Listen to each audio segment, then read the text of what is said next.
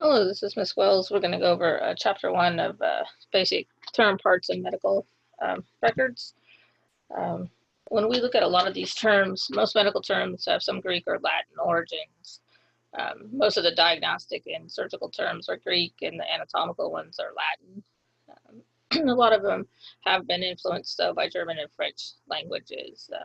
A lot of newer terms, so newer diagnosis, will be derived from the English language, but we'll see, um, like I said, different words with different um, meanings, Greek and Latin, especially a lot of our abbreviations that we'll see. Um, the This slide here kind of talks a little bit about how to use your book. So if you look at page 2, it kind of talks to you about how to study, giving you a starting point. There's cards in the book. If you bought a used book, you might not have those. You can um, use the book's website that has like abbreviations that you can study and have some games on there. Talked about moving at your own pace, but again, this is a course, and this course is 6 weeks, so moving at your own pace depends on your pace. So we're going to learn to break down some of these words. Most medical terms have several basic parts, which we refer to as the root, prefix, and suffix in a combining form. That root word is the foundation or subject of the term. Medical terms can have one or more root in it, so there might be referring to two systems of the body. Prefix is added to the beginning, so pre meaning before, to modify the root, and then the suffix is an ending that gives the meaning to the term. So we might understand by the root what, like cardio for, or cardi for the heart, but what are we talking about with the heart, we'll understand from the suffix. And a combining form is a word root and a combining vowel that make it easier to form, spell, and pronounce medical terms. There's combining vowels and combining forms. A vowel, usually an O, is used to join a root to another root or to a suffix. So the letter I is the second most common vowel that's used. This text uses combining forms rather than roots for easier term analysis. So each is presented with a slash between the root and the combining vowel. So when they're teaching you, when you read the book, you'll see the slash to differentiate between the root, the combining form, and that vowel.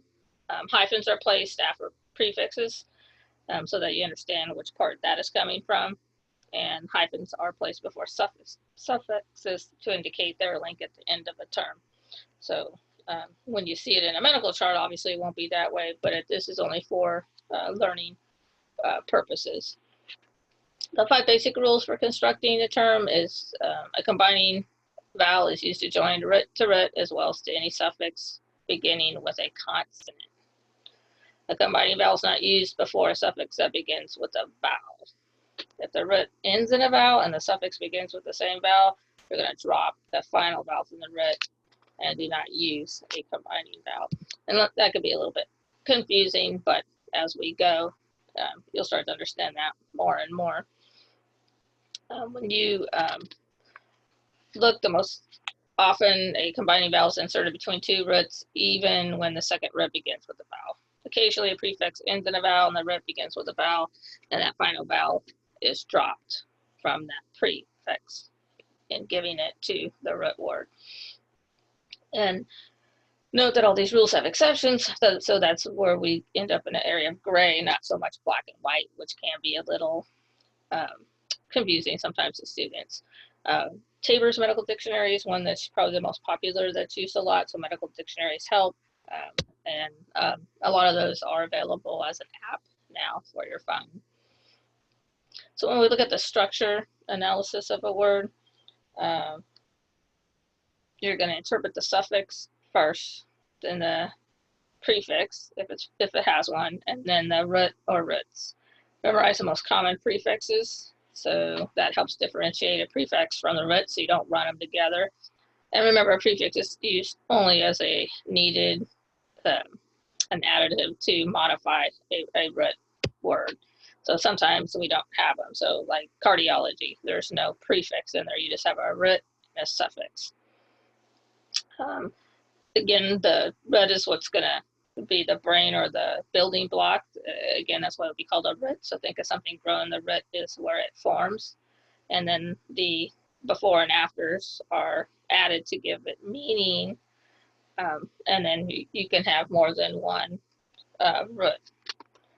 And then when we look at some of the exceptions, terms may be formed by a root alone or by a combination of roots. So like oviduct, that is something that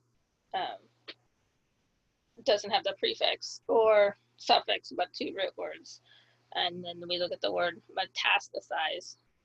It's a term that's formed the combination of a prefix and a suffix, and it really doesn't have a root. So it has metastasis. So those two, meta meaning a prefix and stasis meaning a suffix, but together metastasis is how it's pronounced. Which we don't, the meaning behind some of these, I'm gonna wait till we get that in the chapter, which is the spread of cancerous tissue. But again, for this purpose of teaching, we don't want to put the cart before the horse. So right now, we're going to learn to break down the words before we look at the meaning, because sometimes it's easier to understand the meaning when you're learning about that system of the body. Some words sound alike but are spelled differently and have different meanings. And then some words sound similar but are spelled differently and have different meanings.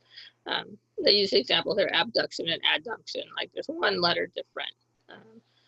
But the ab with a B is very important from ad, because ab is to take away from the body, add is to bring into the body. So if you move your arms up and down.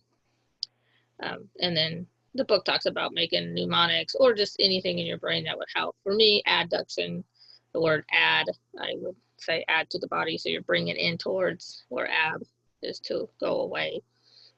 When letters are silent at term, they risk being omitted when spelling the word. So like a PS has an S sound. So the P is silent there.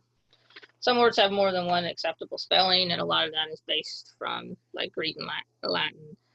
Orthopedic, both of these are the same, orthopedic, but they're spelled different.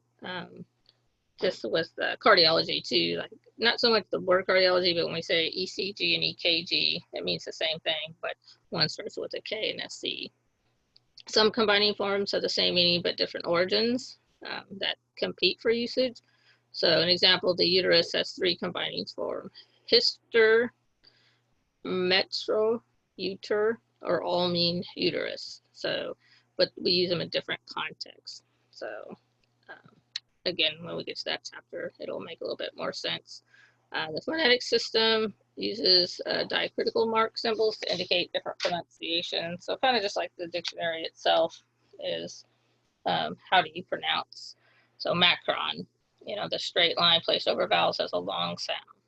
So an example like A and day, or E and B, and like brev, U-shaped symbols placed over vowels with a short sound.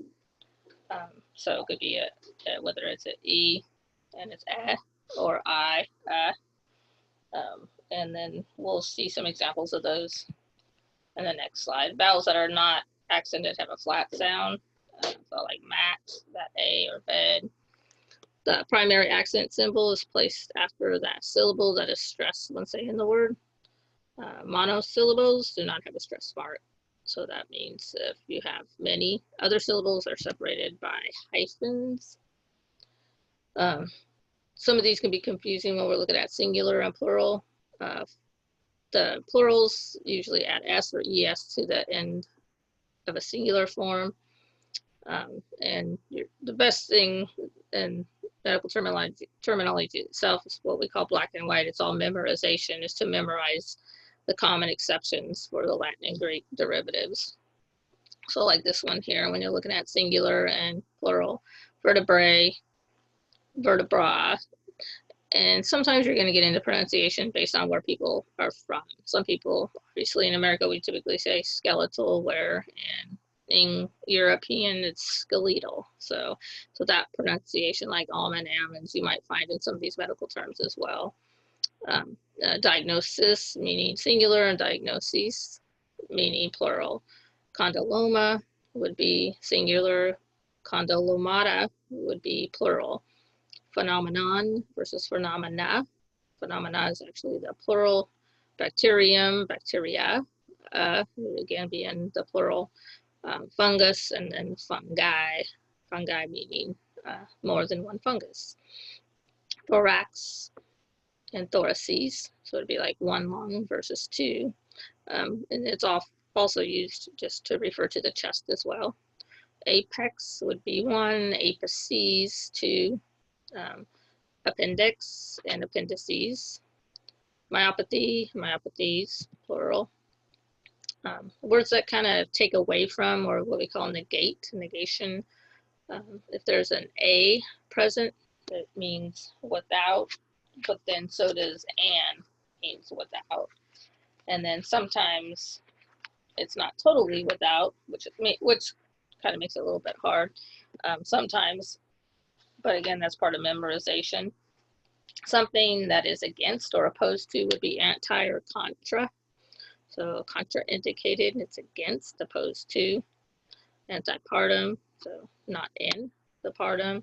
And then D or de, depending on the root, is going to be from, down, or not. Words, prefixes that will help teach you direction or position would be ab and ad, which kind of talked. Ab, you're moving away from, and ad, you're bringing in or near. That's why I'd like to use ad. And like circumference, is going to be circled around. A dia or trans is across or through. Often think of diagonal, going across.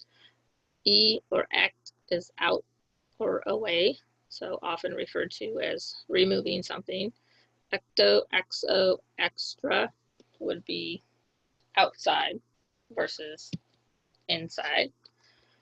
In or endo is within. Epi is upon, on like a surface. Ex is out or away, so that is used again. Infra is below or under, where inter is between and intra is within. Intra, within, we just went over. Meso is in the middle. Meta is beyond, after, or change. So this one makes it a little bit difficult, is they have several meanings for one prefix or suffix. Para would be alongside or abnormal. Peri is around. Retro is behind. Sub is under or below. We use bi a lot, which means two or both. So if we're talking about two things, you'll see that, where hemi means half, or semi is half. Hyper and hypo are the opposite, very, very common. Hyper is above or a lot, excessive, where hypo is below or deficient. So when you don't have something, or let's say blood pressure, hypertension, that means high blood pressure. Hypotension, so it's very important that you accentuate when you're talking or when you're writing, that you spell correctly, because it can mean the opposite. Macro is large, where micro is small. Mono is one, where poly is many, or multi is many. Oligo means also few or deficient. So pan means all or a lot. Quadra is four. Supra is above or excessive. So it's kind of same as hyper, but we use it with different roots. Tri is three. Uni is one, and ultra is beyond or excessive. And we're looking at prefixes that have a time meaning. Anti, pre, pro is before. Brady is slow, or tacky is fast. Again, those two things are the opposite. Same with post, pre and post. One's before, one's after. And then re is again or back. Con, sim, sin is together or with. So something that's going to, like when we say symmetry, we look at two sides together with, compare one side to another. Dis is painful, difficulty, or faulty. So we use it a lot with things that are painful, like dystonia, painful muscle. Eu is good or normal. So like, think of euphoric, feeling good. So when you see the prefix eu, that's good. It usually means a normal. And neo is new. simple suffixes. So these are often after words, which doesn't have a whole lot of meaning. It just like ic. AC means pertaining to. EM is a structure or tissue, and E or Y is a condition or process of. Other suffixes are formed by a combination of basic words. So an example, the root tom is to cut. And then if you put a Y on it, the suffix of Y at the end, which is the process of, forms the compound suffix tomi, which means incision. And so if you're going to cut into something, and then if we put the O in there, then it's otomy versus otomy. So it depends on when you put the word in front of it, how to pronounce it. So you would often see, say if you had a hemicolotomy, that means you're cutting into the intestine. Adding to roots to provide a specific meaning. So hyster, we said, meant uterus, but when you put ectomy, it forms hysterectomy, which is the excision of the uterus. 4 categories of suffixes. Symptomatic ones would describe evidence of illness. Algia or dynia mean pain. So this again versus the before, this is after. So we said dis would mean pain if it was before. At the end, it's algia, dyni. The suffixes that have a diagnostic meaning for a medical condition. Emia pertains to the blood. Surgical or operative ones, again, Tomi or Tommy means incision. And then application is ation, means process. Rhea is discharge, like pyorrhea is a discharge of pus, putting pio before that. Ragia or Raj is excessive, like discharge or hemorrhage, an excessive discharge of blood. Rhexis is a rupture. Angiorhexis is a rupture of a vessel. Raphi is a suture. Nephropathy is a suture of the kidney. Colors that we see: cyan, cyano, blue, like cyanotic. Erythro is red. Erythremia is like red skin. Leuco is white, so like leukemia refers to the white blood cells. Melano is black. We can have melanoma, which would refer to as black tissue. Substances: aero is air, gas. Hemo or hemato is blood. Hydro, water.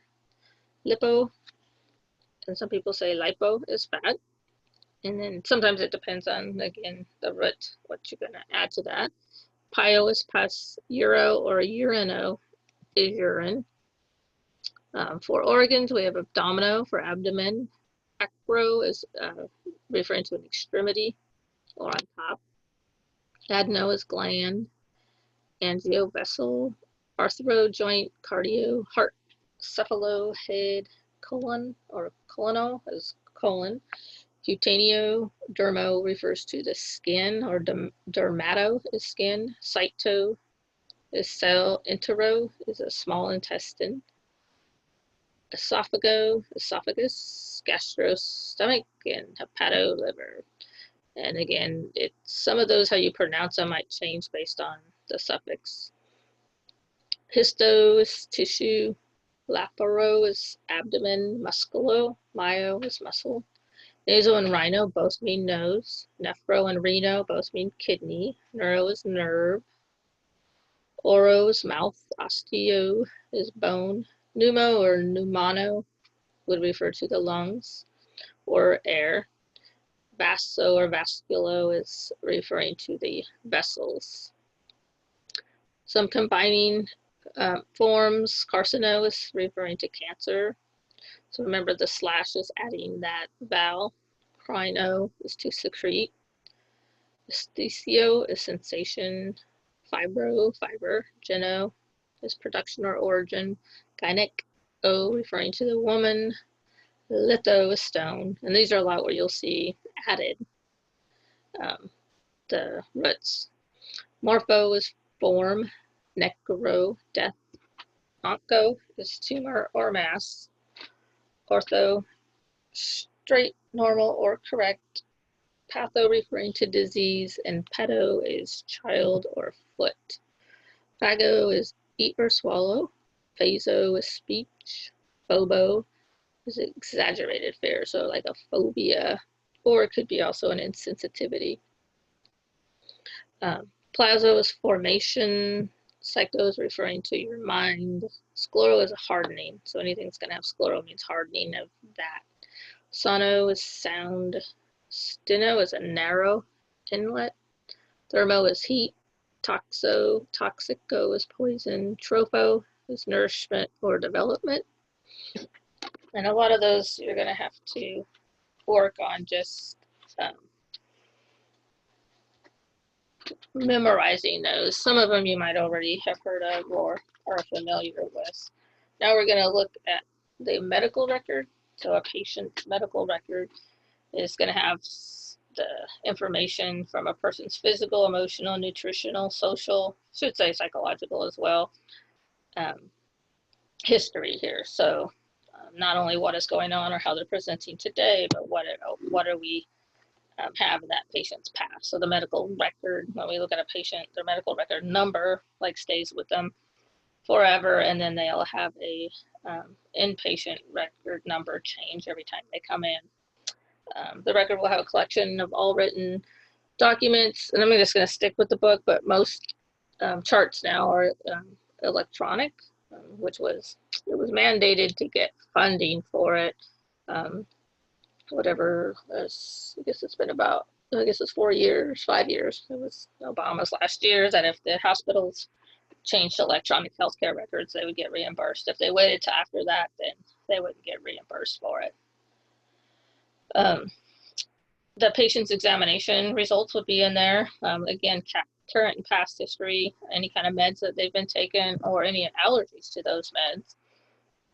And it's a means of communication, and it's also a means of reimbursement. So everything in that record is needed for that person's treatment to be accurate, and then for that hospital or agency to also be reimbursed for treating that person accurately. Anything that may have gone wrong, or if their billing was illegal, should be reflected if they did a chart check or a chart audit.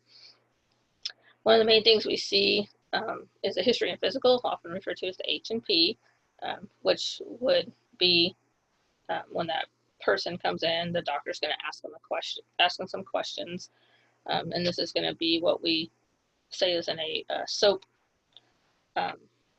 format, which I think is in the next slide. But within that history and physical, what's the chief complaint? Meaning, what did they come in for? What's the main thing that they're complaining about? So I've been having stomach pain for the last 2 days. Okay, well, what's their past history? Tell me more about that. How long's it been going on? Have you had, vomiting, diarrhea, nausea? What else is going on? And what's your history? What other diagnoses have you had, or diseases you've been diagnosed with, or surgeries that you've had? Tell me about that. How long has this been going on, this present illness? Does it seem to come on during sometimes or after a meal, or on an empty stomach? What's your family history? Or family history would be, they typically are going to ask, does your mom or dad, are they deceased or living, or do they have any diseases? And then a social history would be related around usually alcohol, drugs, homelessness, any kind of behavior socially that would alert us or kind of steer somebody. Homelessness or living in a shelter puts people at risk for certain diseases, so that's why that's important. Even travel. Occupational history, what they do for a living, can sometimes exacerbate certain conditions. If they've been exposed to some kind of toxins that they might inhale. What kind of diet do you usually follow? What's your history of exercise? Do you get exercise? Do you not? And the review of systems is where the physician is going to do a physical exam. And within that physical exam, list the results of that.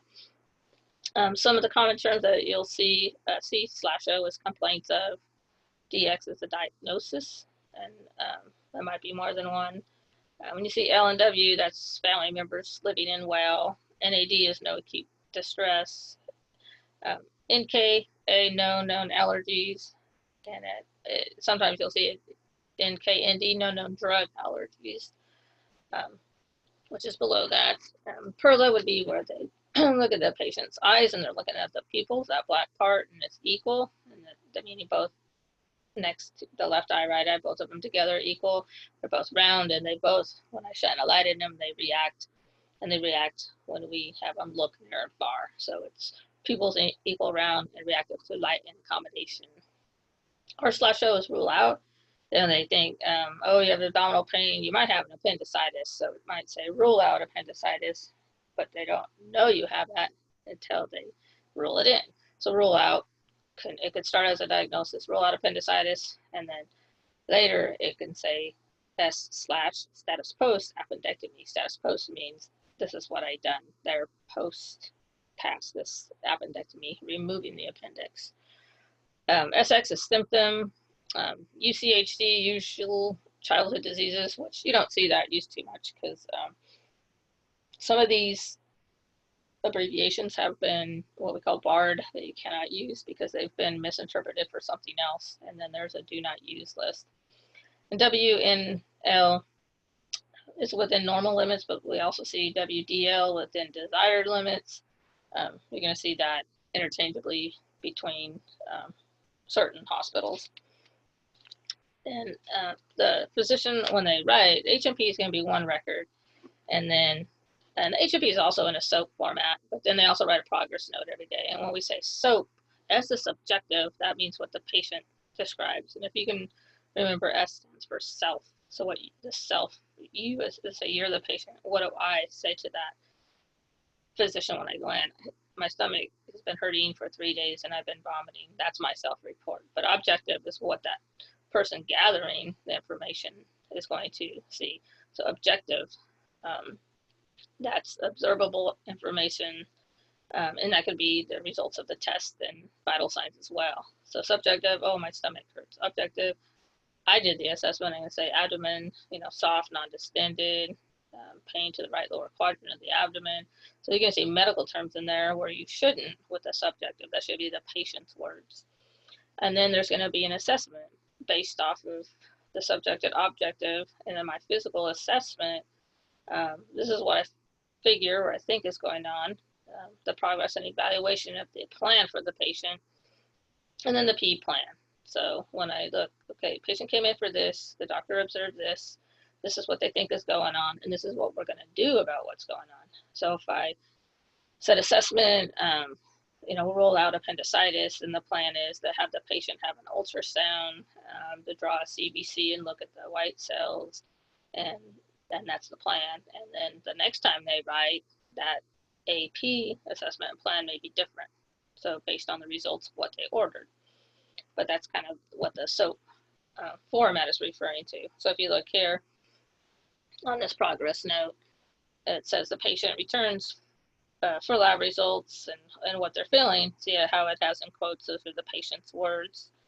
But then the physician objectively writes, thyroid panel within normal limits. So you're not going to see a patient say those words. That gives you an idea that's objective. Assessment, so these are the 3 things I think that are going on: anemia, menorrhagia, and rule out obesity related diabetes. And what are we going to do about those things? And so there's a list there for things that that doctor wants to do. Other parts of the record that we see, consent forms. So a patient has to give permission to do anything what we consider invasive, which here it shows that could be surgery. And obviously, yes, surgery is very invasive because they're going to cut into you. But before they cut into you, they have to give you anesthesia to knock you out. So we need to explain the risk of having this done and then the benefits of having this done. So if you do it, this could happen to you. And then the doctor should tell them if we could treat that. You might have a reaction, but we could treat that reaction. Or you could get an infection or bleed, but there's things we can do for that. And here's the benefits. If you get this done, then your abdominal pain will go away. And the physician or the person that's performing the procedure should be the one that's consenting. And if we are witnessing that person signing, all you're doing is witnessing that the person signed without somebody forcing them to sign. You're not witnessing that they had all the information. So the healthcare provider patient care notes are written into the patient record whenever they are seen by the physician. So it could just be the general assessment or follow-up from test results. We could also see consultations, so meaning that person came in for appendicitis, but I also saw their heart rhythm was a little abnormal, so I'm going to have the cardiologist see them. So that would be a consultation. Lab results and diagnostic tests. So lab results could be blood coming back, it could be urine results, it could be we send sputum, any other pathology or tissue. And then diagnostic report is referring to x-rays. And it's not just x-rays, because it could be x-ray, it could be CT scan, ultrasound, MRI, but diagnostic is some type of a x-ray type of test that's performed at what we call diagnostic imaging. Other caregivers, or what we call disciplines in the hospital, would be, so we have the doctors, we have the nurses, we also have physical therapy, speech therapy, occupational therapy, respiratory therapy. You know, whoever's seeing that person will be writing some type of progress note. And a discharge report, when the patient leaves, collectively, how did the patient leave? This is what they came in for, what was resolved. Maybe they're going somewhere else for more treatment, but what else did we do for this patient before they get discharged? And so that discharge summary will be written for either somebody else to pick up the progress with that patient if they have something else, if they're getting transferred versus going home, and then their follow-up appointment. So, and then this page here kind of gives you an idea of, again, chief complaint, what they came in for, the history of present illness, which seems contradictory, but it's present, but the history of meaning what brought them in. And then their past, and then in the orange would be their physical exam. And you'll see that it has their general overall appearance, their vitals, and then it has a system. So HEENT, head, eyes, ears, nose, and throat, neck, lungs, heart, rectal, pelvic, neurological. You might see those a little bit different. So just depending on the facility and the physician. Lab results. Impression means this is my diagnosis. So fatigue, possible hypothyroidism, versus some people might put rule out hypothyroidism, and obesity. And then what are we going to do about these things? And then the plans for that person. So, and that is going to conclude chapter 1.